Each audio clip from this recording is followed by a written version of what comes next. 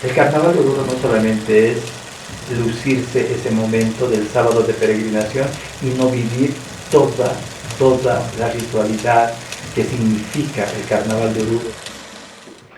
Buenos días, buenas tardes, buenas noches, amigos, donde quiera que se encuentren. Les quiero dar una cordial bienvenida nuevamente a nuestro Calvario. Soy Miguel Ángel Foronda Calle y les doy la bienvenida desde Oruro, la capital del folclore de Bolivia, lugar donde se desarrolla la obra maestra del patrimonio oral e intangible de la humanidad. Mi invitado es una persona que forma parte de una familia conocida como Galán, también se lo conoce como Dana, luchador incansable de los derechos culturales, pero además también viene bailando más de 20 años en el carnaval de Oruro haciendo girar su rueca. Está con nosotros el día de hoy un amigo muy querido como es David Aruquipa. David, ¿cómo estás? Mucho gusto de tenerte acá en nuestro Calvario. ¿Cómo estás, Miguel? ¿Qué tal? Realmente emocionado por estar en el programa y estar aquí en Oruro. Realmente el poder de tus brazos, Oruro. Aquí nos recibe muy bien, ya ha empezado a disfrutar y a sentir el carnaval y con ello pues todas las emociones que remueve, ¿no? Las calles de Oruro. Por eso siempre yo digo, el venir a la ciudad de Oruro es vivir el carnaval, sentir el carnaval, porque esta tierra minera te hace vibrar y te hace, ¿no?, sentir que estás en otro lugar, que no va a ser lo mismo bailar en otras ciudades o en otros países que hacerlo acá. Entonces, muy contento de estar aquí en tu programa y de estar en Oruro especialmente. Gracias, David. Y bueno, como es característica de nuestro programa, te invito a que compartamos un API, y es gentileza de nuestros amigos API Pasado, que se encuentra justamente en la Sargento Flores y Washington, si ustedes quieren degustar. Pero la idea es que a medida que vayamos con David conversando, hagamos una idea de cómo estar en el Calvario, que es en exteriores del Santuario del Socavón, departamos este rico API que es tradicional de Oruro con su pastel, y así vamos a ir tertuliando sobre muchos temas que con seguridad va a ser una exquisitez hablarlos con David. Entonces, querido David, te invito a que te puedas servir mientras empezamos nuestra entrevista. Gracias. A ver. API Parado. Salud con API. Bueno, David, a ver, la primera pregunta para entrar en materia. ¿Quién es David Aruquipa? Uy, David Aruquipa es muchas cosas. Nunca se ha definido como algo estático. Soy una persona muy dinámica. Soy una persona que he transitado por muchos nombres. Soy producto de la dictadura en Chile, entonces como verás mi territorio fijo tenía, ¿no? Entonces yo nazco en Arica, en un territorio que estaba marcado por la dictadura, el 71. Mi madre estaba como que cuidando a su niño para no registrarlo allá, porque podía ser que los milicos luego les arrebaten a su hijo, ¿no? Como muchas mujeres lo han hecho. Entonces he estado sin registro civil, ¿no? Ni nombre hasta mis 7 años que vuelvo a la ciudad de La Paz, donde ya ingreso a la escuela, ya donde se me da el nombre de David Pérez. Y David Pérez, ¿no? Imagínate, sí, ahora soy David Aruquipa Pérez. Exacto, ¿no? Te iba a preguntar. Sí, David Pérez porque pues yo tenía mi madre solamente, ¿no? Mi padre ya había muerto, entonces había toda una situación que tenía que hacer un juicio para tener el apellido de mi padre, y ha sido toda una situación, ¿no? Toda una situación porque no somos hijos del mismo papá. Entonces uno de mis hermanos tuvo que actuar a ser mi padre ante el registro civil de ese entonces, que pues era tan ¿no? Terrible entrar a estos registros civiles donde ni sabías que la firma que estabas haciendo realmente iba a llegar a un buen puerto, lo cual fue así, ¿no? Me dieron un certificado de nacimiento que me doy cuenta que a los 13 años no había estado registrado. Entonces, como te digo, David Aruquipa es producto de todos estos tránsitos, de estos desterritorializamientos, de estos nombres y apellidos que no necesariamente son los que ahora tengo. A mis 13 años viajo al Brasil, empiezo a vivir una una vida ya conectada a mi sexualidad, entonces ya tenía otra idea y otra percepción de mí mismo, y así. Ese es el David que agarra sus luchas migratorias, sus luchas de discriminación y xenofobia de muy niño, sus luchas de discriminación y también violencia por parte de la misma sociedad, la familia, la escuela, por mi sexualidad, hasta que mi madre fallece a los 15 años y ahí empiezo realmente a vivir y a generar una identidad propia como David Arequipa Pérez, ¿no? Por eso siempre que me van a poner el rótulo tienen que ponerme David Arequipa Pérez. Si no me ponen Pérez, reniego, ¿no? Reniego totalmente porque es el apellido de mi madre, ¿no? Y siempre tratan todo el tiempo, ¿no?, de excluir, ¿no? David Arequipa. Ahí termina el asunto, ¿no? Entonces... eso muestra la importancia, ¿no?, que ha tenido tu mamá también, porque a algunos les da indiferente eso. Claro, entonces, no, mi madre, si bien me deja a los 15 años, ¿no?, ella muere por complicaciones de la diabetes, ella ya sabía que iba a dejar una persona que iba a responder al sistema, iba a contestar a la gente, iba a reclamar por mi vida misma, porque mi madre sabía quién era yo, lloraba mucho porque sabía que me iba a dejar, pero ella con todo esto ha ido formándome muy fuerte, ¿no? Una persona muy fuerte, que no tenga miedo a nada, que no tenga miedo a caminar, que no tenga miedo a responder, que no tenga miedo a actuar, que no tenga miedo a vivir, ¿no? Entonces ese es el David Arequipa que luego ya empieza a luchar por sus derechos. Lo primero que hago era eso justamente, ¿no? Claro. Luchar por mi derecho a ser feliz con mi sexualidad en un tiempo de los años 70, 80, ¿no?, donde todavía no había una ley de lucha contra el racismo y discriminación, no había una constitución política del Estado que prohibía y sancionaba toda forma de discriminación y exclusión, y aparte vivíamos en una sociedad machista, marcada por un machismo extremo, por una violencia hacia lo diferente, ¿no? Mujeres, indígenas, mucho más a la población homosexual. Entonces, como verás, el David que está aquí sentado frente a ti, frente a ustedes, es ese David que tuvo que atravesar por muchos momentos para estar mirándote sonriente ahora y contarte mi historia. Como tú dices, un David que ha ido haciendo muchas luchas. Y en estas luchas que tú has tenido, ¿en qué momento se vincula, o es que no hay tal vez una vinculación, la lucha que tú tienes, la lucha cultural particularmente, con el mundo del folclore? Porque muchas personas te conocen dentro del ámbito del folclore, del ámbito cultural, pero entiendo yo que ha habido un punto donde se ha unido este gusto por el folclore con la lucha cultural, con la lucha por los derechos que nos has mencionado. ¿Cuál ha sido ese punto de encuentro? Mira, yo soy bailarín desde mis 14 años, ¿no?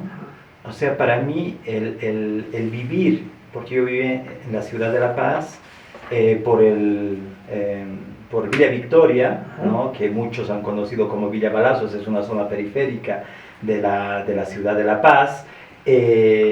¿Por qué vivo ahí? Porque la estación central está cerca a este barrio. Y nosotros, al volver de Chile con mi madre cargada de nosotros, ¿no?, en plena dictadura, los 70, pues se instala en este barrio. Entonces, el único espacio de libertad que yo veía era el baile, porque estaba cerca a la fiesta de Asunción y por ende estaba cercano a la fiesta del Gran Poder. Entonces, el Gran Poder todavía era reconocido en ese entonces como una fiesta totalmente discriminada, nadie quería acercarse a ello, todas las madres cuidaban a sus hijos para que ni se acerquen a bailar ahí, porque era como estar con la peor gente, borracha, campesinos, ¿no?, y todo lo demás. Entonces todos como que hacían que esta fiesta era lo peor, ¿no?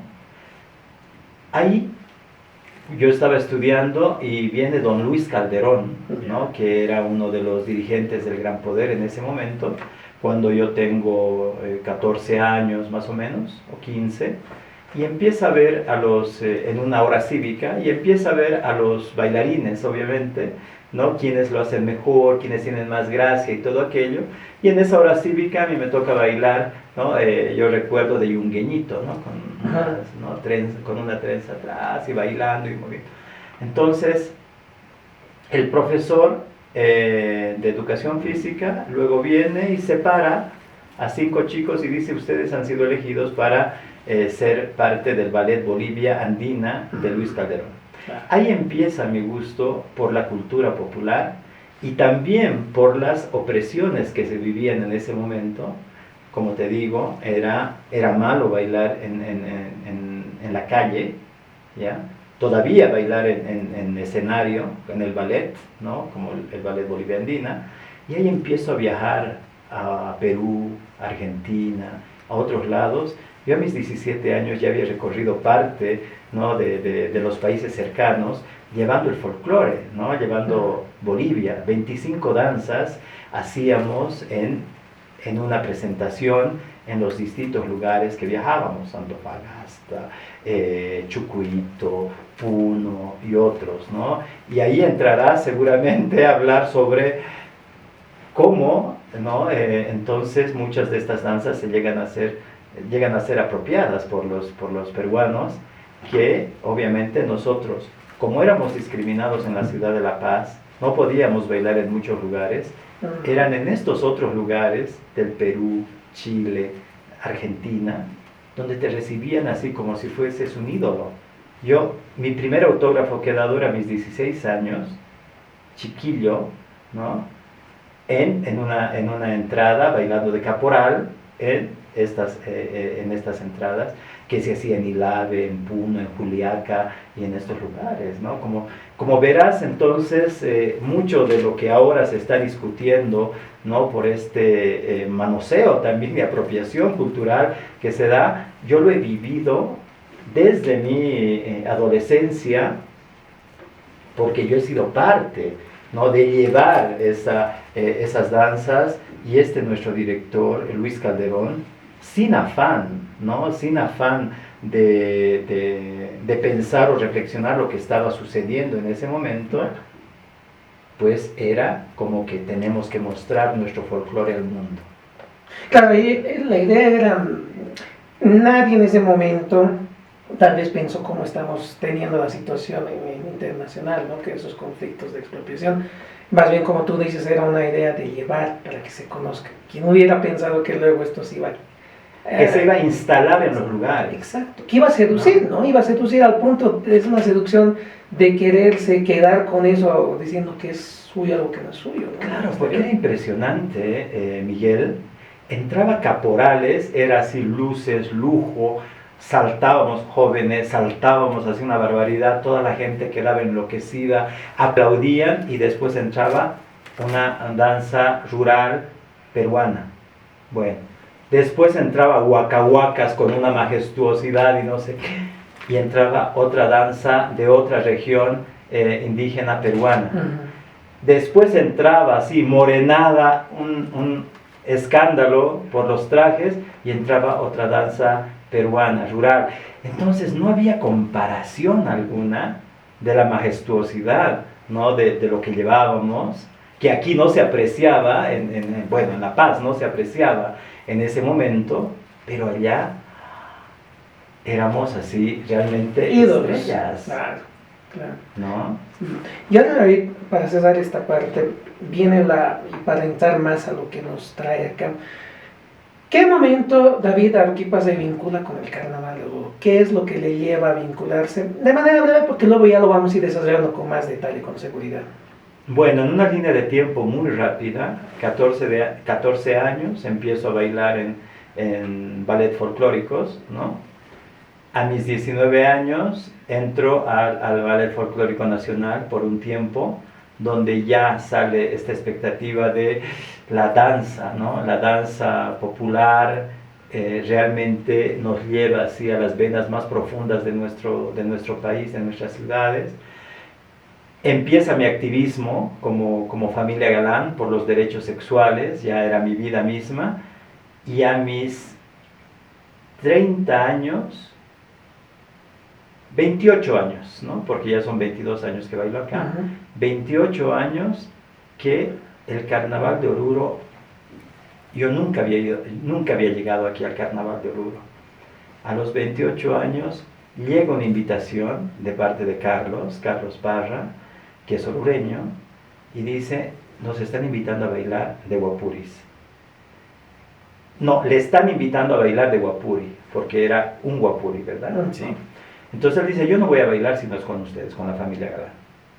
Entonces ahí empieza a generarse esa complicidad y de decir, vamos a Oruro a bailar con una propuesta nueva, que no sea el guapuri tradicional, que cuando fuimos a medirnos era como un traje de moreno, pesadísimo, no podías moverte, no podías hacer la coreografía. Imagínate, yo era bailarín, los otros chicos eran bailarines también, ya la danza era parte de nuestras historias, y ahí empieza nuestra conexión con el Carnaval de Oruro, pero que es un apasionamiento que no tiene fin. Es como de esos matrimonios largos, ¿no? Que todavía ahora, ya desde ese momento que te cuento, la primera invitación, hasta ahora son 22 años. Brevemente, David, no todos conocen a qué se están refiriendo, a quiénes se están refiriendo a hablar de la familia Galán. ¿Quiénes son la familia Galán? La familia Galán es un movimiento de transformistas que inicia en 1996 en la ciudad de La Paz. Es un movimiento que pues nos conectaba, el que todos éramos gays, ¿no? Habían dos espacios de diversión, pero uno de ellos, que era bailarín clásico, ¿no?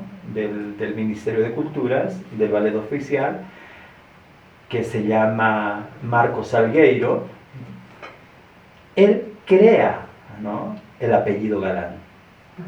Se nombra Diana Sofía Galán, ¿no? Y él dice Diana por la princesa Diana, Sofía por la reina Sofía de España, pero tenía que haber un nombre que realmente lo aterrice como la galantería, ¿no? Masculina. Y Galán era el apellido ideal, ¿no? Entonces ahí nace Galán, se convierte en un grupo de transformistas que hacían espectáculos, shows, transformistas imitando a distintos bailarines, músicos de la época, y entonces empezamos a hacer un grupo de transformistas, pero no nos quedamos como transformistas únicamente, sino también como activistas en la reivindicación de los derechos sexuales. Bien, David, entonces hemos conocido un poco sobre David y luego vamos a entrar a hablar de dos elementos importantes, la China Morena y el Guapuri Galán. Volvemos enseguida.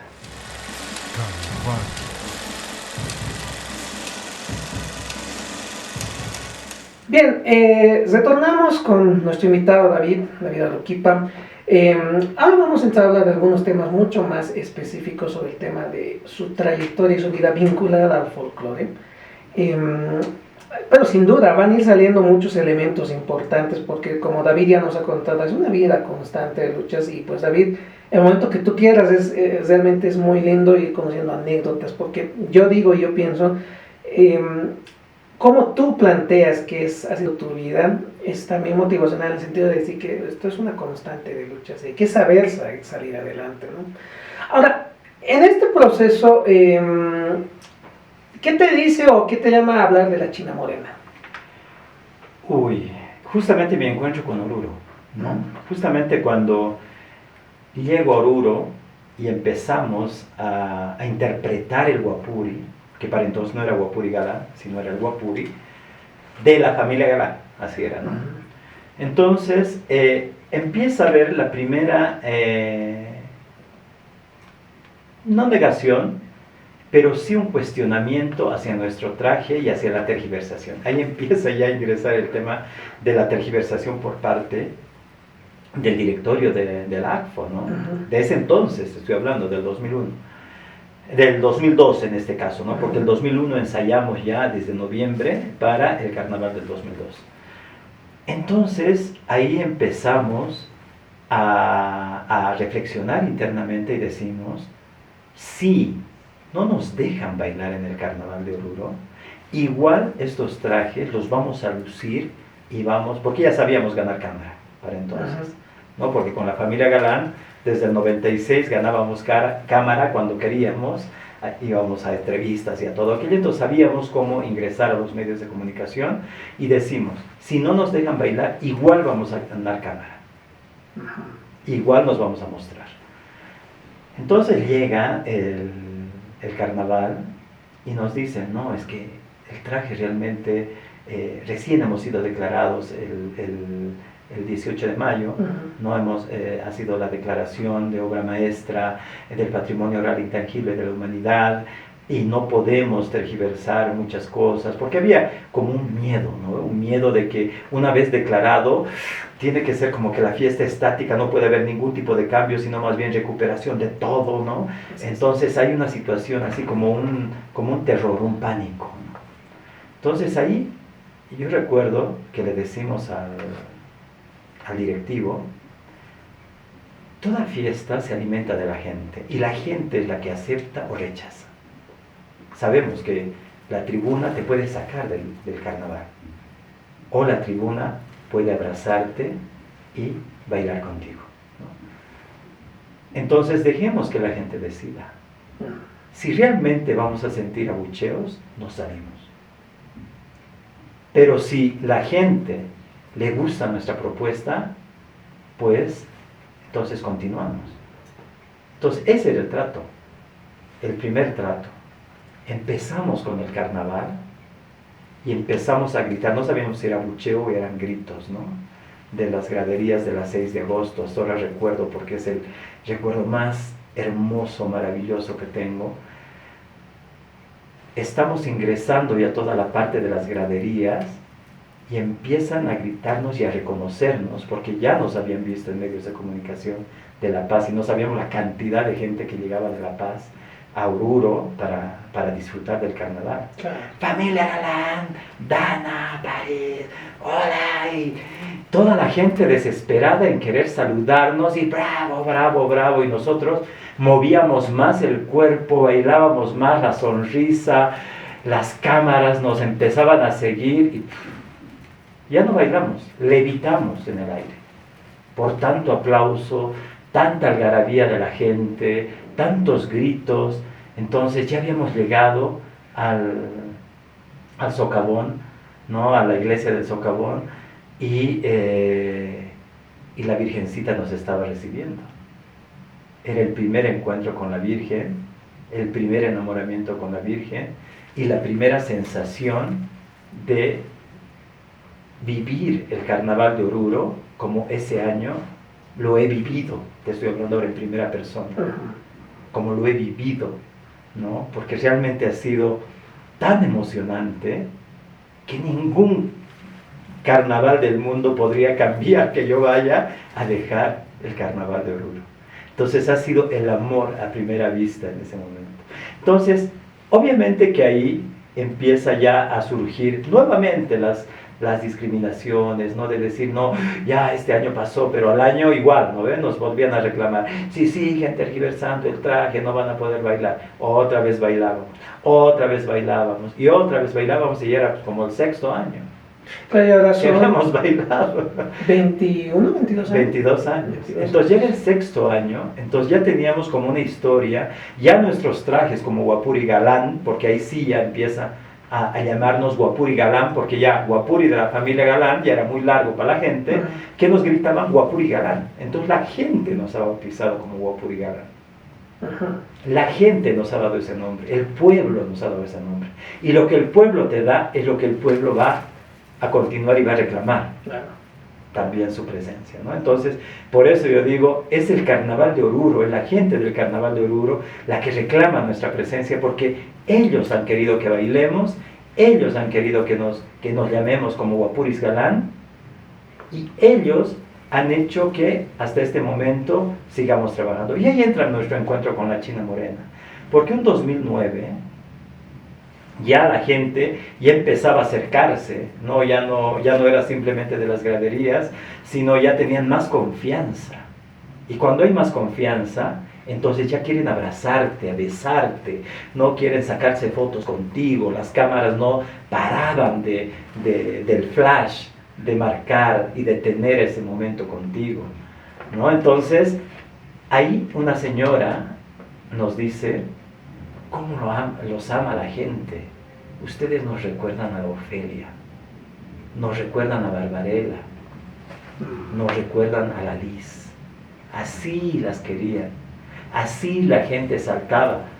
Nosotros, y disculpa esto, así, arrogancia de mi parte de ese momento, yo decía, pero ¿quiénes son ellas? ¿Cómo van a querer? ¿Cómo han hecho eso antes que nosotros? Porque nosotros pensábamos que estábamos descubriendo la pólvora. Pensábamos que éramos los activistas más transgresores de la historia, que estábamos iniciando esta presencia con nuestra diversidad en el Carnaval de Oruro. Y había un paso antes. Ya había ese paso antes. Ahí empieza, bailando, en pleno baile, que ¿quién es Ofelia? ¿Quién es Barbarella? Exacto. ¿Quién es Liz? Y en el caso del Carnaval de Oruro, la pregunta inmediata que en este primer encuentro nos lleva a hablar de alguien que sé que estimas mucho, que es Carlos Espinosa. Así es. Cuéntanos un poco sobre Carlos y esta relación que con Ofelia. Claro, y ahí cómo se enlaza todo, ¿no? Uh-huh. Todo este amor por el carnaval, todos los personajes que creamos en el carnaval. Ya el Guapuri Galán ya estaba pues instalado en el Carnaval de Oruro, porque nace en el Carnaval de Oruro, eso tengo que decirte, uh-huh. Nace acá. Hacemos toda la idea, el traje, los diseños para el Carnaval de Oruro. Entonces ya era un personaje de acá, ¿no? Del carnaval, reconocido acá. Entonces, cuando ya nos empiezan a nombrar Ofelia, Liz, Dani, ¿quiénes son? Entonces empiezo a buscar, a hacer el rastreo, y ahí Varinia Oros, ¿no? Uh-huh. De una amiga en común del Museo de Etnografía y Folclore, me dice, tengo un amigo que ha sido compadre de Carlos uh-huh. Espinosa, que así se llama, y que seguramente nos puede dar algún dato. Parece que él vive en Cochabamba. Le llamamos y nos da los datos, nos dice, claro, pero hace tiempo que ya no vive en Oruro, que ahora está viviendo en Cochabamba. Y ahí es donde empieza mi búsqueda hacia Carlos Espinosa, hasta encontrarle. Y mi encuentro con Carlos Espinosa, que ya en ese momento tenía como 70 años, ¿no? Uh-huh.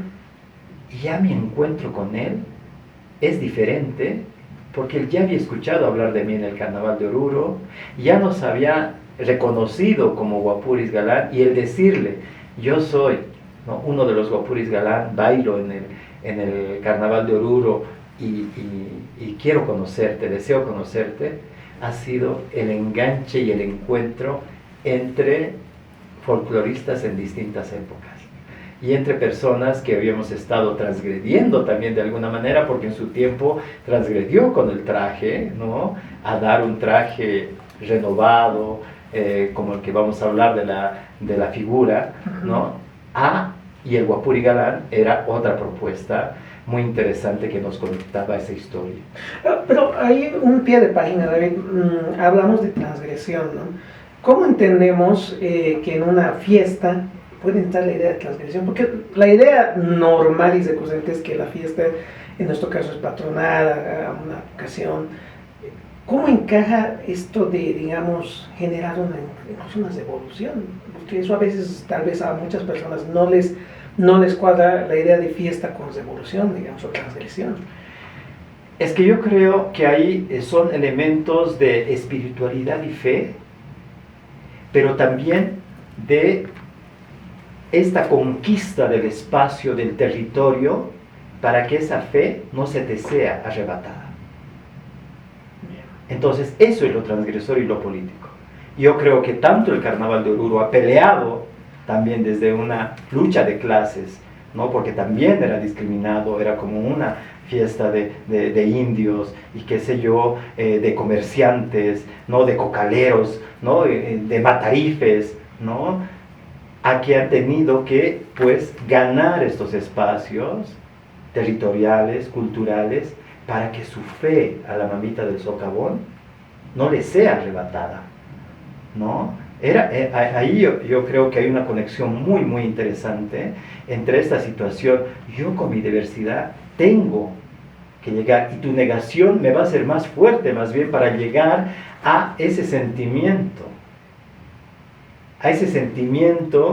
ritual, ese sentimiento de fe, ese sentimiento de mi espiritualidad.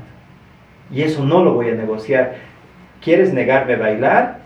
No me vas a negar, porque mi fe es más grande que tú, que eres un ser humano, que quieres limitarme mi derecho a bailar. Ahí empieza la lucha política. Claro, o sea, es así, constantemente el carnaval de Oruro y todas las fiestas en el país están en constantes disputas todo el tiempo. Desde el momento en que la banda no quiere tocar porque no se le está pagando, ya está haciendo una lucha política en un tema de la festividad. Desde el momento de que un grupo no lo dejan bailar, como en el caso pueden ser las primeras virtudes, por decirte, el entrar, estudiar, plantear, esto es, aquí están los documentos, o qué sé yo, ya estás haciendo una lucha política. Desde el momento que el tema se hace público, desde el tema que el asunto se hace público, ya estás entrando en una lucha política, ya estás entrando en una interpelación hasta pública y de comunicación, porque eso ya se aleja del espacio de fraternidad únicamente, ya entra a un espacio mucho más público de debate y reflexión. Muchos dirán, no, sí, deberían sacarles. Otros dirán, sí, ¿no? Entonces eso ya es un tema de disputa política. Por eso yo creo que no hay que tener miedo en ese sentido, porque ahí entran muchos de estos elementos que hay que saberlos más bien leer e interpretar. Claro, y en el caso de Ofelia, ¿qué ha decantado esta transgresión que, como tú dices, en su momento se ha producido ya por el carnaval de los 70s? ¿Qué ha permitido lo que ha hecho Carlos Espinosa desde tu punto de vista? Porque tú incluso le has dedicado un libro al tema de la China Morena, ¿no? Entonces, tú has comprendido y comprendes bien este proceso. Entonces, ¿cuál ha sido la consecuencia de esta irrupción? Pues el personaje, como muchos ya lo han estudiado, los Cazorla, los amigos Cazorla de aquí de Oruro, han estudiado sobre María Antonieta, sobre la presencia de la negra, ¿no? Pero siempre en una mirada de la negra como la psicalíptica, ¿no? La que emboba a los hombres, la que se traduce en esa seductora, ¿no? En la seductora y hasta la que te lleva a la perdición, al igual que el personaje de la China Supa, ¿no? Entonces eso es también tener una mirada hasta de las mujeres como una perversión y el pecado de Eva, ¿no? En nuestras danzas también, ¿no? Entonces, y ese personaje no lo podían hacer pues las mujeres, ¿no? Porque ¿cómo mi esposa, señora, dama, va a estar haciendo un personaje de una pecadora? Claro. Entonces, que cumplan el rol los varones. Entonces, históricamente, los hombres han asumido estos roles ya como ritualmente, ¿no? Por eso le llaman travestismo ritual, el que muchos hombres, padres de familia, ¿no? Colegas, hasta como un honor que cumplan este personaje para que la fiesta siga en ese su contar, ¿no? Del mito, ¿no? de ese mito o de estas obras, digamos, ¿no? que como el Pisa de la Uva, que ustedes lo han trabajado muy bien, pues se siga recreando constantemente, ¿no? Entonces, ¿qué es lo que pasa en esta figura? Era un hombre que todos sabían que es hombre, es heterosexual, puede ser padre de familia, puede ser aquello, qué sé yo, pero en los años 60, cuando Ofelia, Carlos Espinosa, empieza a bailar, él baila, pero ya no con un sentido de bailar como heterosexual haciendo un personaje femenino, sino ya era dotarle más bien a ese personaje femenino de la sensualidad que debería tener, ¿no? Claro. Esa sensualidad que debería tener, ese cuerpo que debería tener, esas piernas que deberían notarse, y no los vellos como mostraban los caballeros, ¿no? Con las polleras largas, con sus movimientos mucho más bruscos, más que se note que eran varones vestidos de mujer. Oye, pero, esa es la transgresión. Pero mira, entre paréntesis, yo creo que hay una transformación física ahí. Y yo me pongo a pensar, y alguna vez en alguna otra entrevista que hice, es corporalmente era un sacrificio también, ¿no? Porque vestirse, o sea, toda la indumentaria femenina, de hecho, te aprieta, o sea, no sé, hay un sacrificio en el cuerpo, ¿no? Pero claro, pero ahí hay un placer de construir a ese personaje y a esa mujer que deseaba esta persona, Ofelia. Entonces, ahí no se escatima dolores, no se escatima absolutamente nada. ¿Por qué? Porque se tenía que ser esa mujer deseada, ¿no ve? Porque en los otros personajes que históricamente hemos visto, como la negra Antonieta, ¿no? Son personajes varoniles, pues, ¿no? O sea, con movimientos muy toscos y hasta así, ¿no ve?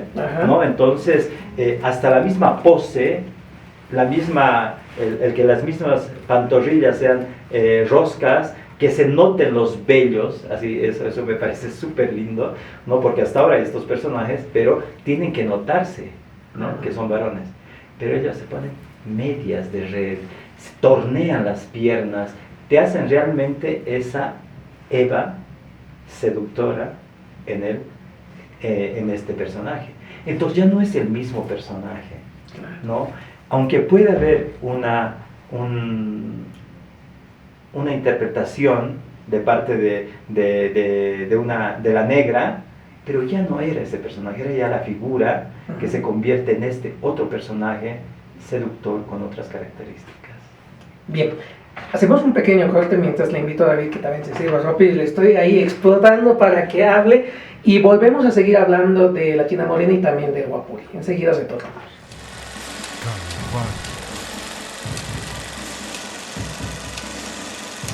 Bien, retornamos y vamos a seguir hablando un poco de la China Morena, porque hay mucha tela que cortar en realidad, ¿no? Y realmente, yo creo que al final es entender este antecedente de la China Morena nos ayuda a entender de alguna manera también, muchos años después, desde luego, al Guapuri Galán. A ver, en el caso de Carlos Espinosa, nuestra Ofelia, como ha sido bien conocido, no dudo, él ha dado pie a lo que han sido las figuras, ¿no? ¿Cómo es que sucede este proceso? ¿Cómo es que nace la figura? Porque hoy la conocemos más como figura, pero entenderíamos que la figura es sinónimo de China Morena, porque léxicamente hay muchas opiniones, ¿no? ¿Quién es China Morena? ¿Quién es incluso María Antonieta? ¿Quién es la figura, no? Mira, yo creo que la figura sí es un personaje que Carlos Espinosa lo ha planteado. Una figura de la morenada, ¿no? Figura de la morenada, porque es así como inicialmente lo ha planteado. O sea, y me encanta cómo lo ha ido trabajando los hermanos Cazorla sobre la historia de María Antonieta, que es un personaje pues que hasta ahora se recrea en el carnaval de Oruro. Es un personaje que tiene vida propia y tiene su línea, ¿no? de presencia en el carnaval. Pero la figura inicia cuando Carlos Espinosa no quiere necesariamente recrear a este personaje bajo estas características toscas, sino más bien darle una elegancia mucho más grande. Porque la negra María Antonieta era negra, hasta las mismas fosas nasales, la misma máscara era de negra, ¿no ve? Como la imaginaban en ese momento. Pero ¿qué hace Carlos Espinosa?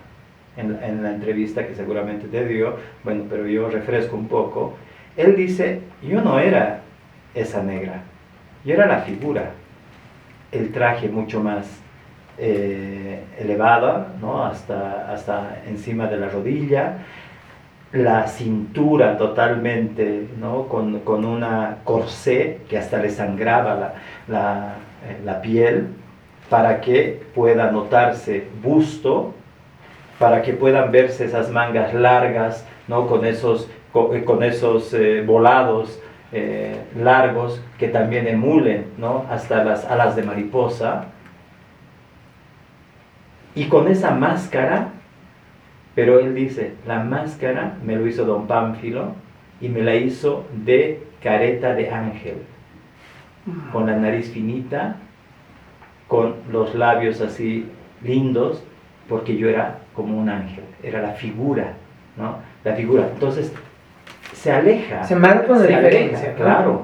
Por eso él dice, ¿no? Entonces yo no lo voy a contradecir a Carlos Espinosa. Por eso es que yo digo, hay una diferencia entre este personaje de la negra, María Antonieta, al personaje de la figura, porque le da ya ese tono angelical de la feminidad en la morenada. Entonces la figura se convierte ya en ese personaje femenino, pero femenino que seduce, pero ya no seduce únicamente como un sinsentido, sino seduce hasta sexualizando y erotizando la fiesta, ¿no? Y es por eso que, siguiendo esta línea, una vez ya que Carlos Espinosa decide ya no bailar, ¿no? A partir del 77 a 78 más o menos, justamente por estos temas de la dictadura y de la prohibición de que bailen homosexuales, todo aquello, no llega aquí muy fuerte este mandato, pero sí, Carlos decide ya no bailar más y empieza a entregar toda su creatividad de la figura, que él quisiera tal vez hacerse esos trajes, pero ya haciendo los trajes para las damas más hermosas de la ciudad de Oruro, que ellas empiezan a suplir a este personaje de la figura como el que se lo conoce hasta ahora.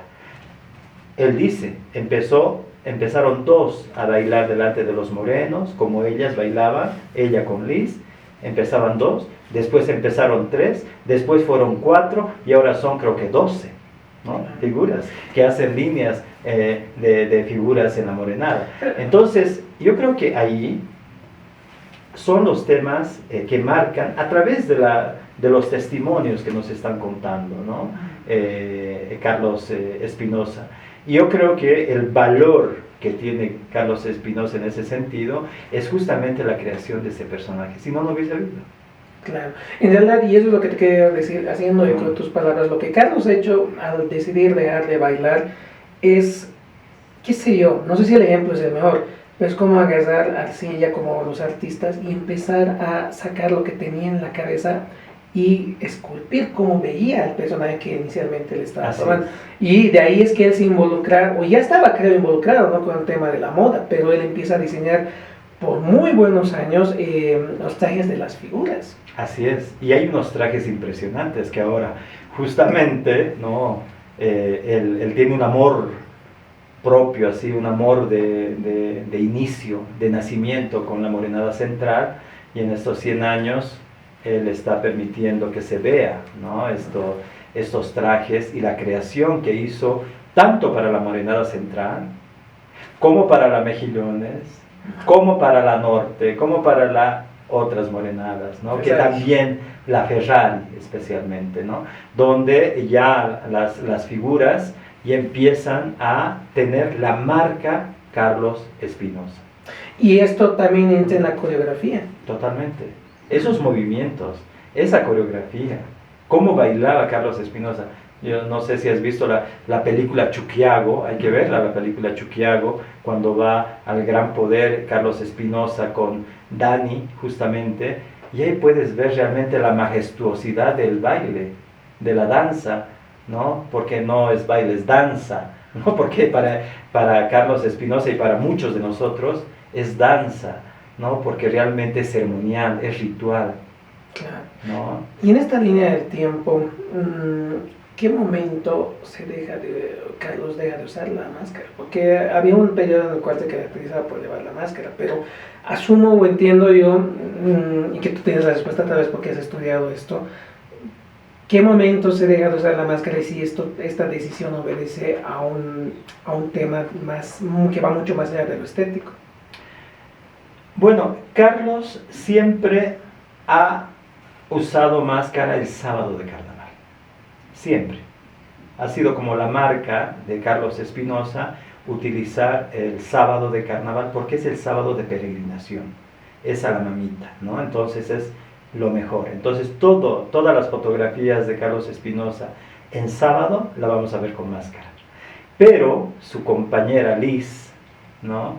Que era obviamente muy linda, era una travesti hermosísima, emulaba a María Félix, imagínate esa belleza, ¿no? Entonces decía, yo no voy a esconder mi rostro en una máscara.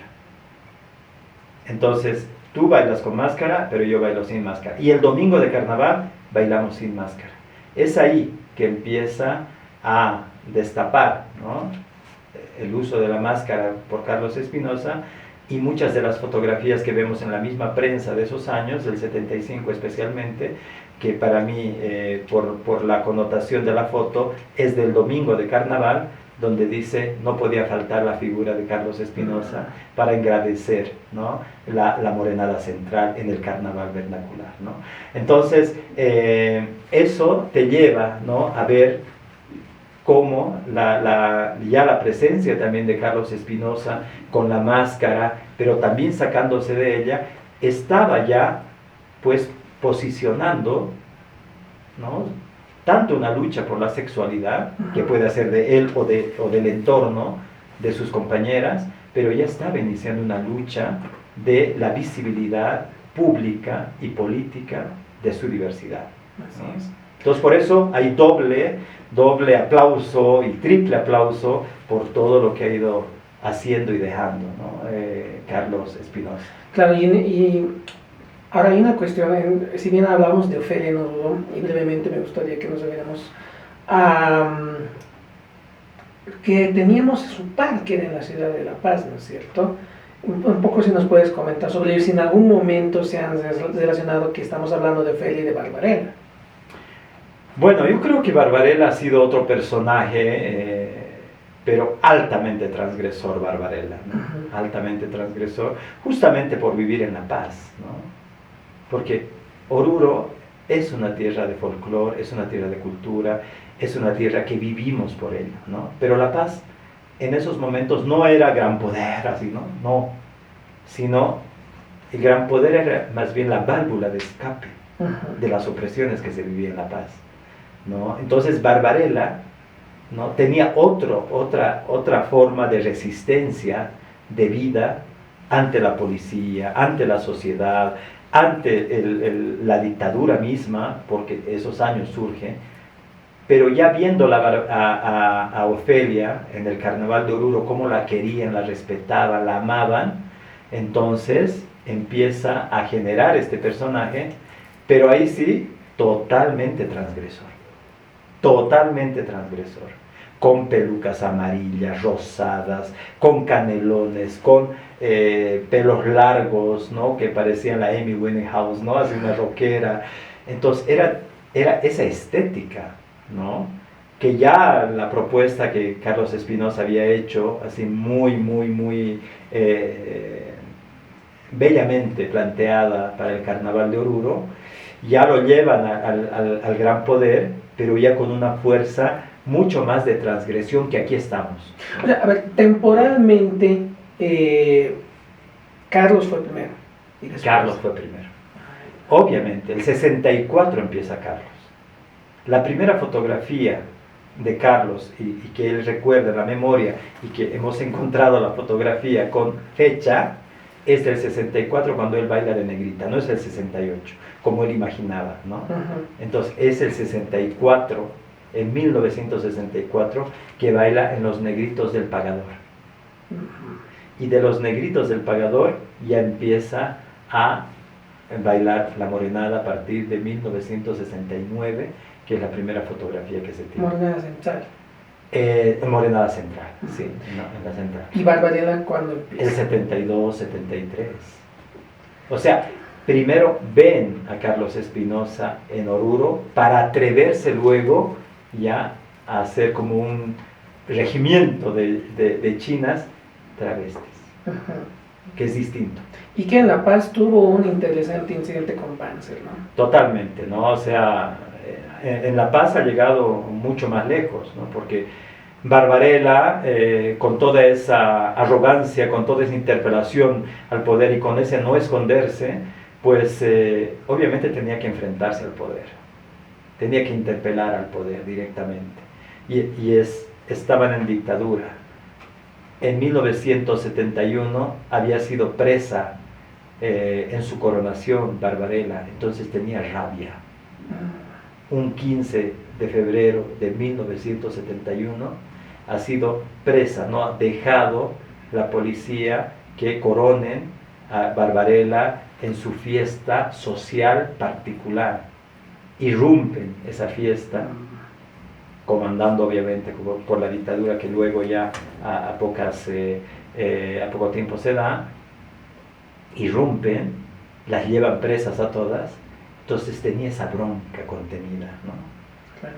Entonces, y eso lo demuestra ya en junio, ¿no ve? Que es el gran poder, en junio, ya enfrentándose, ¿a quién? A su verdugo, Banzer. Y de una manera muy... Claro, se acerca, sube los gradones y le da un beso, le marca, y toda la gente se ríe, obviamente. ¿Qué va a hacer? La marica le está besando a Banzer, ¡guau! Al dictador, Claro, al presidente. Hay muchas cosas implícitas de... Es totalmente fuerte eso. Entonces la dictadura ha sido marcada por un beso marica.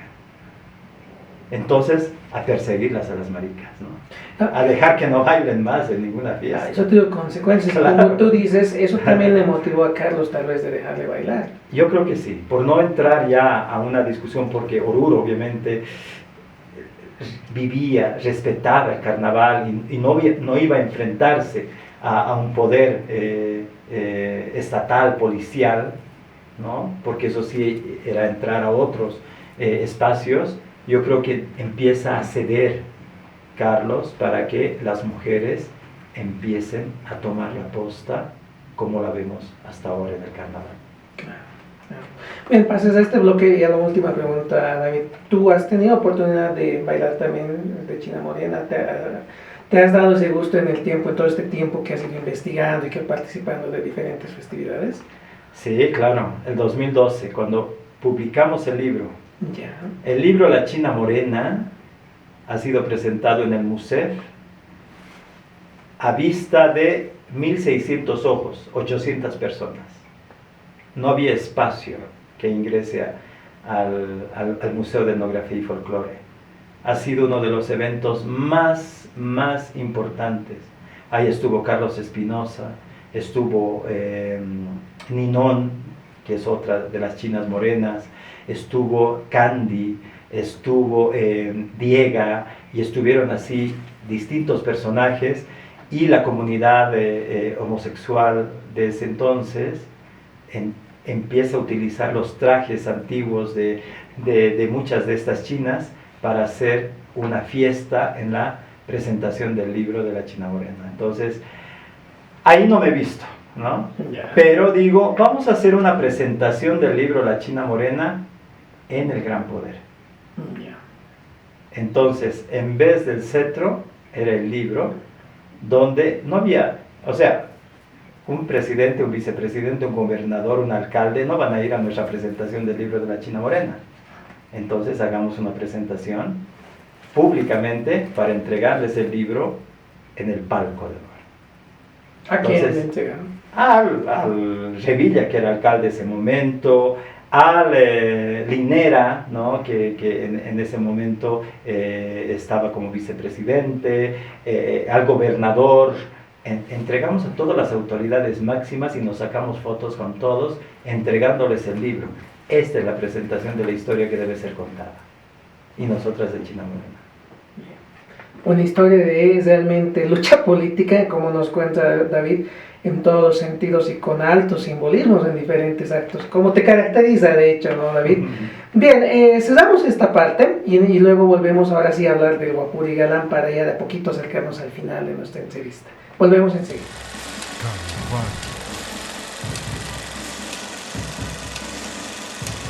Bien, retornamos con nuestro invitado David Aroquipa Pérez y vamos a hablar un poco sobre Wapuri Galán, como se lo conoce actualmente.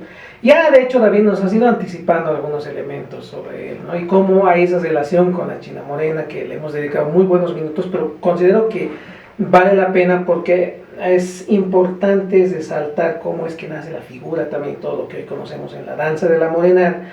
Pero ahora sobre el Wapuri nos dijiste que surgió una invitación, ¿no? Una invitación a París en realidad, y a partir de eso se detonó la presencia de ustedes como familia Galán, específicamente 4 personas en la Cuyaguada. ¿En qué Cuyaguada fue esto y quiénes fueron esas 4 personas? Bueno, amigos entrañables, ¿no? Alem Justiniano, Arturo Noriega, Carlos Parra y David Aroquipa Pérez, ¿no? Entonces éramos los 4 quienes nos íbamos a aventurar a entrar por primera vez en el bloque Chucutas de la Cuyaguada Oruro, ¿no? Uh-huh.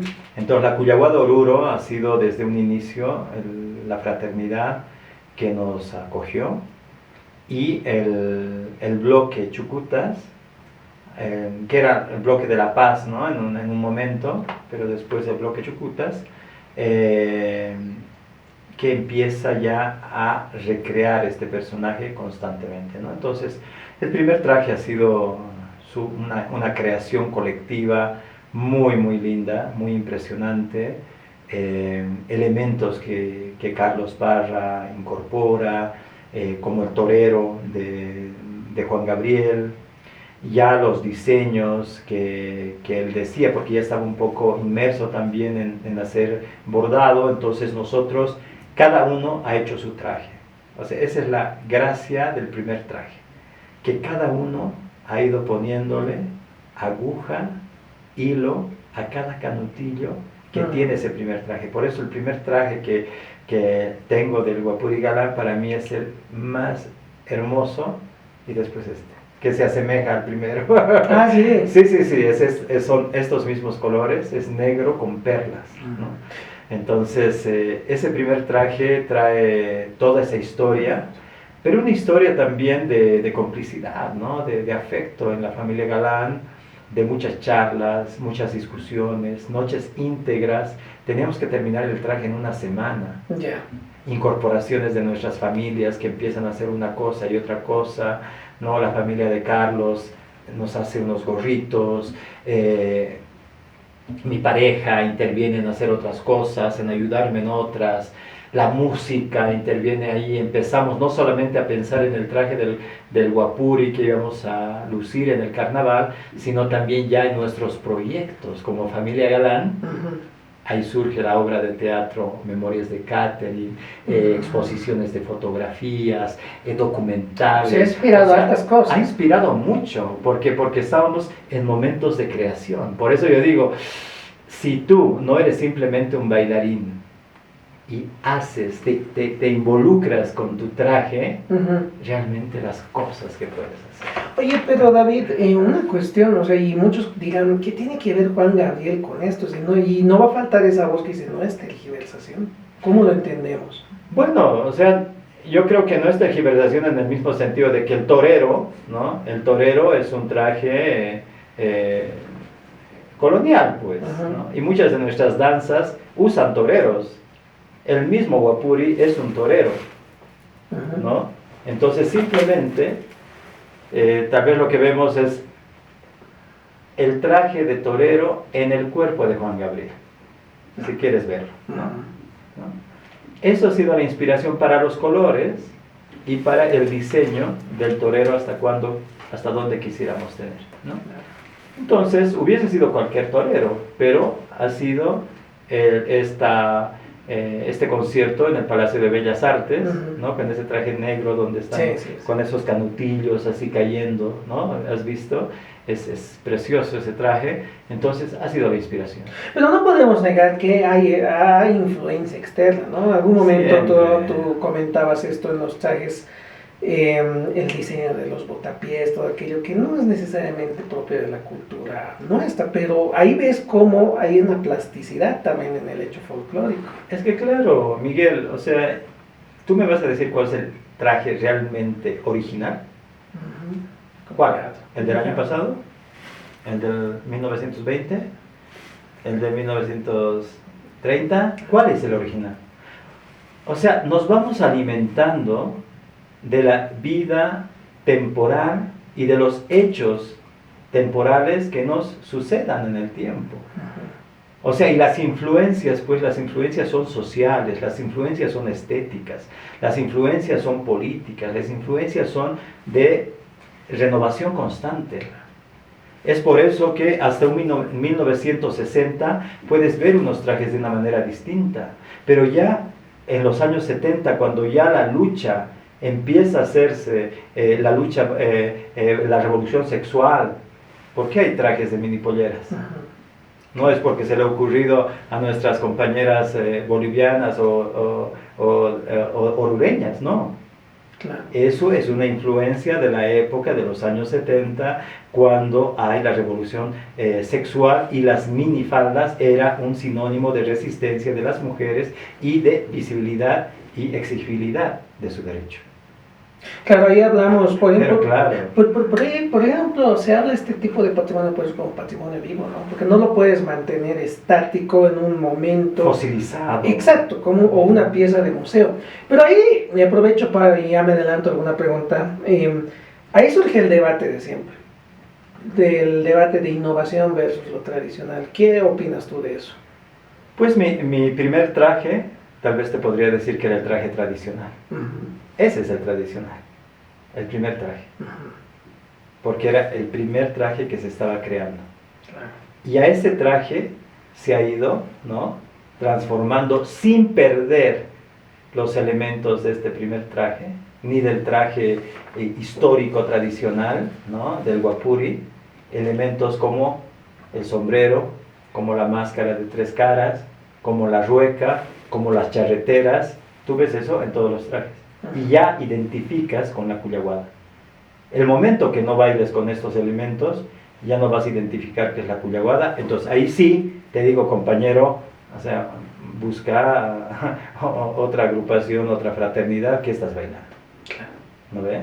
Entonces yo creo que son los elementos que te llevan visualmente a plantear, es la cuyaguada, ¿no? Entonces por eso yo digo, esta situación de lo tradicional, para nosotros lo tradicional es ese traje que hasta ahora lo tengo, que si lo ves es tan sencillo ese traje, que en algún momento no tiene esa majestuosidad de este traje. Y lo mismo ha pasado con los trajes de la Diablada, lo mismo ha pasado con los trajes de la Morenada, ¿no? Si vemos los primeros trajes son maravillosos, pero son simples, ¿no ve? Las máscaras son más simples. A la máscara que yo acabo de ver del diablo hoy día, que es una belleza, es una obra de arte. Entonces, a medida que va pasando el tiempo y las tecnologías también nos invitan nomás a aventurarnos, y los materiales, a exacerbar, ¿no?, nuestras propuestas, ¿no?, los materiales, ¿no? Por eso esta máscara ha llegado a pesar inicialmente casi 9 kilos. Ahora pesa 4 kilos por los materiales. Claro. ¿Te das cuenta? Entonces, es así que es la evolución de los trajes, del dinamismo de la cultura. Yo percibo en lo que estamos conversando que tú tienes una emotividad con tu traje, ¿no? O sea, ahí siento que hay una relación, hay traje y danzarín. ¿Es esto así?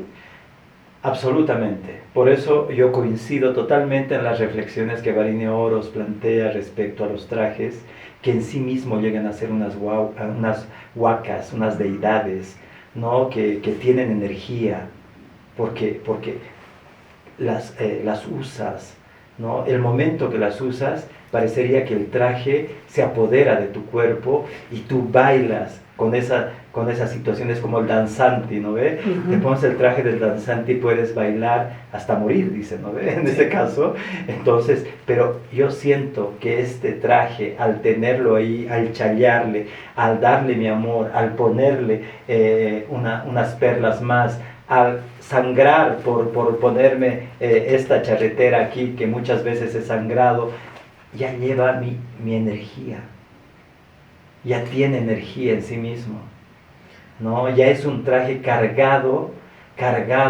de emociones, cargado de ritualidad, cargado de espiritualidad, y en sí mismo, por eso te digo, para mí es como tener ahí también a una deidad. Y esa energía te acompaña a lo largo del año, ¿no? Porque el Guapuri Calán se va desempeñando, va participando de diferentes festividades.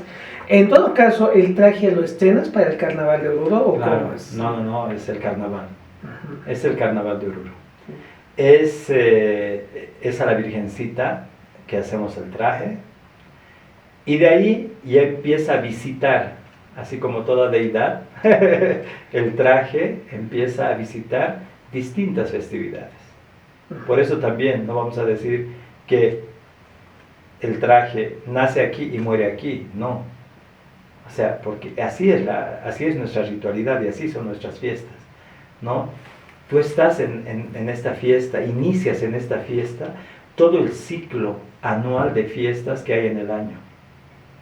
Por eso para mí, iniciar en el Carnaval de Oruro, ¿no? En el Hayupacha, como decimos, es iniciar justamente en ese momento de siembra, en ese momento de las primeras cosechas, hasta llegar a todas las fiestas posibles e iniciar nuevamente en el Carnaval de Oruro, ¿no? Entonces, todo el año estamos bailando, ¿no? Y todo el año se va cargando de energía. Entonces, este año yo voy a dejar este traje, el domingo de carnaval. Este domingo de carnaval, este traje ya no lo usaré, sino ya será parte de mi memoria, parte de mis recuerdos, pero siempre me estará acompañando en un espacio, en un lugar, en mi casa, como una parte fundamental que me ha hecho feliz todo un año. Y tú estás en una danza, bueno, que me dijiste que ha sido por invitación, pero mira, es una danza que es conocida como danza del amor también, ¿no? Pero en torno a eso también se tejen muchas, no sé, creencias, ¿no? ¿Qué me puedes contar sobre esas creencias? Por ejemplo, se habla de que la Cuyahuada no es una danza para personas casadas. Bueno, de la Cuyahuada se habla tanto, ¿no? Dicen el quencherío de la Cuyahuada, ¿no? Si bailas casados, pues se van a separar, ¿no? Porque la Cuyagua separa, tienen que bailar puros solteros, ¿no? Pero casualmente tenemos muchas parejas casadas en la Cuyahuada Oruro, en nuestro bloque Candelaria ahora, en el cual yo bailo ya 7 años. Pero yo creo que es la invocación, es muy importante, y la fe, ¿no? Hay mucha gente que no cree en esta situación, ¿no? Baila igual con su pareja. Pero la gente que cree o tiene miedo, entonces hay una historia también para ellos, ¿no? Y justamente y hasta nos han criticado también muchos de los que nos pueden estar viendo hoy día, ¿no ve? Por qué usan manta, que parecen tobas, que no sé qué, ¿no? Pero bueno, cuando nosotros ya empezamos a explicar por qué usábamos manta, era justamente por este tema. Era para romper el quencherío, la mala suerte. Pues las parejas de antes, y en una foto de 1940, que ha salido en La Patria y que nosotros la hemos visto en la casa de uno de nuestros fraternos, ¿no? Doña Blanquita, pues ahí vemos a un hombre amarrado una manta en la cintura, así cayendo los flecos. Yo digo, wow, qué bonito, pero ¿por qué está con esa manta? ¿Ya? O sea, lo primero que se te viene es, ¿por qué está bailando con una ropa de mujer? ¿No ves? Entonces, y ahí me explica, ¿no? Me dice, no, pues, es que como es mala suerte, como es quencherío, y pueden pelear, entonces hay que amarrar al amor. Entonces, por eso, ellos amarran con una prenda de su mujer, con su manta, para que no llegue la mala suerte del quencherío. y ella también seguramente está bailando con algo de él. Claro. Ya sea está bailando con su reloj, o ya sea está bailando con algo que tenga su energía.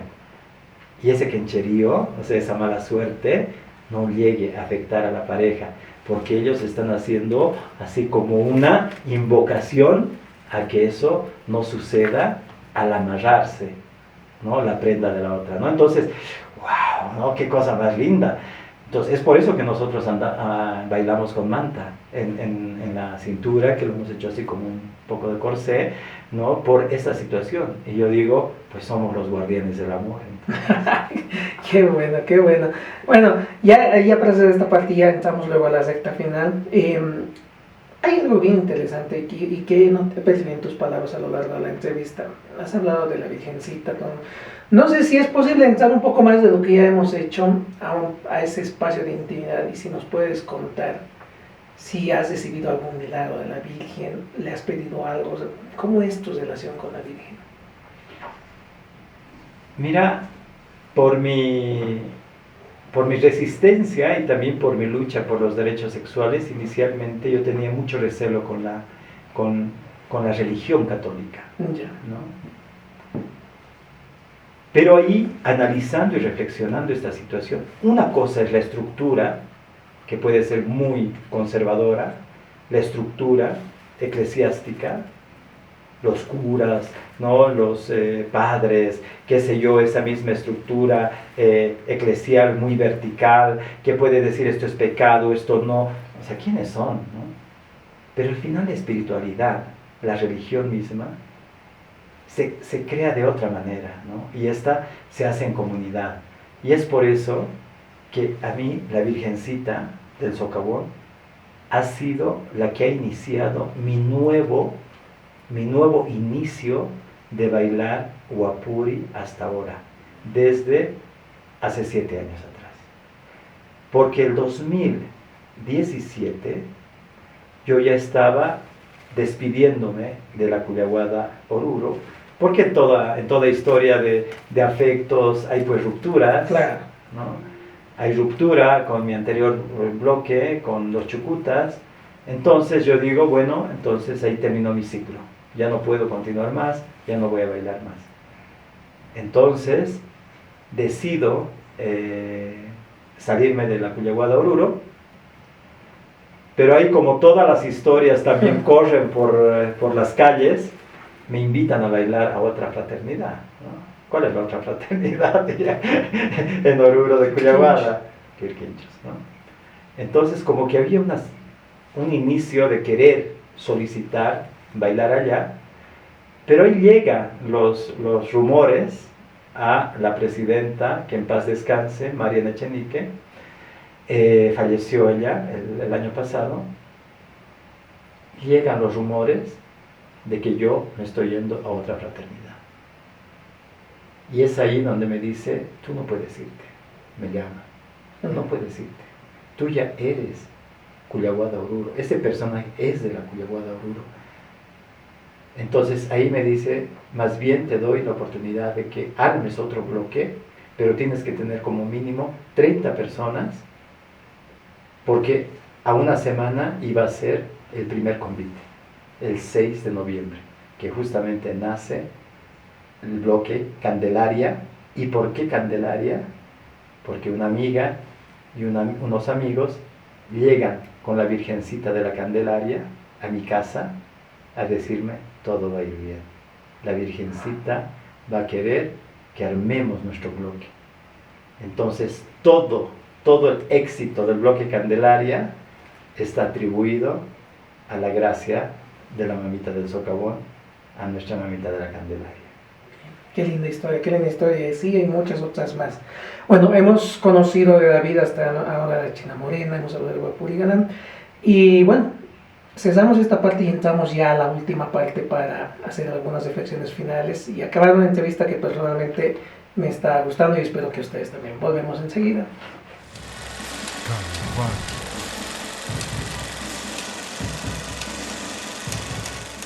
Bueno, retornamos ya para la parte final de este video podcast.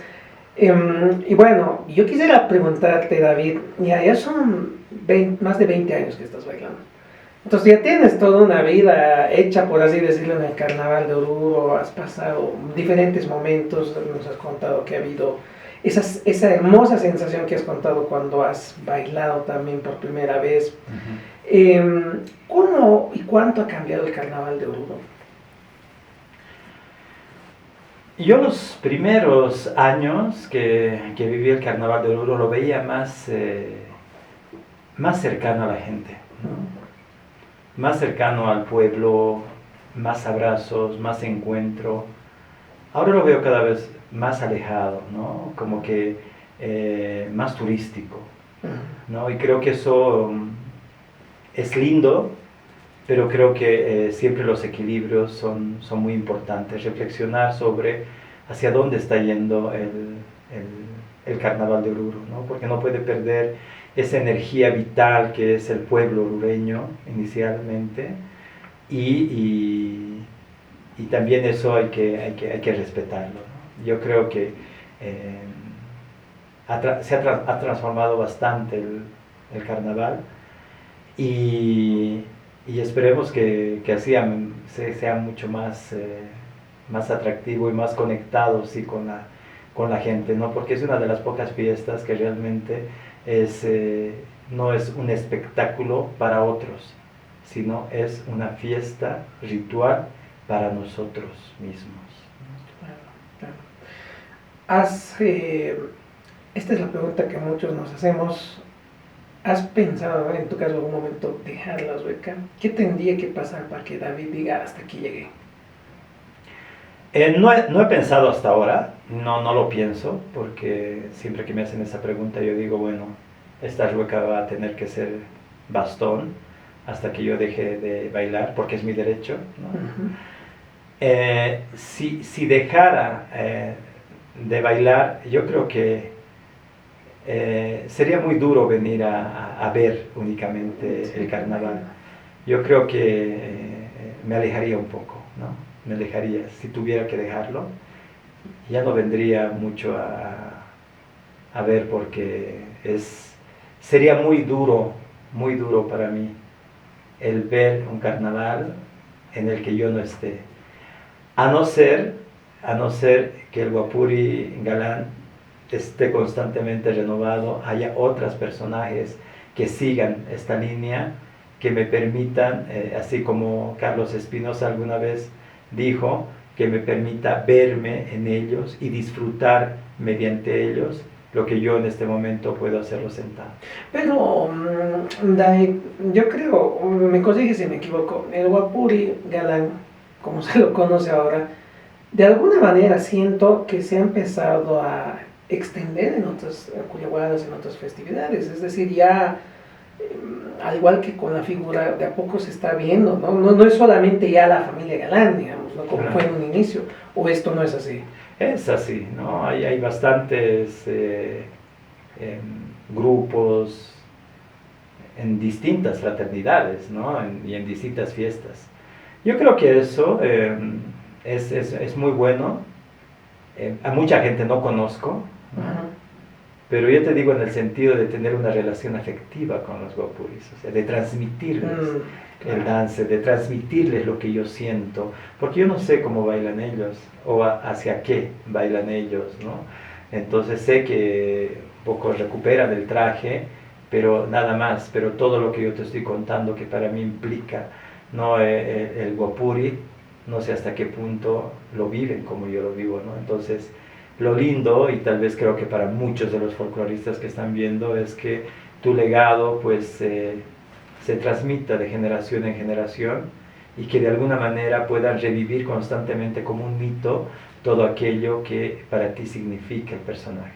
Claro, y ahí ya casi para cerrar, David, me gustaría que en este momento, si quieres compartir alguna anécdota o alguna vivencia que has tenido en estos más de 20 años, y finalmente que compartas con las personas que en algún momento van a ver este podcast.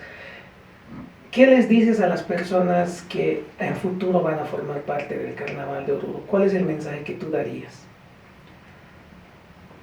La experiencia, porque esa experiencia me va a dar el mensaje, la experiencia ha sido el año pasado cuando no les dejaron bailar, creo, a los incas, ¿no?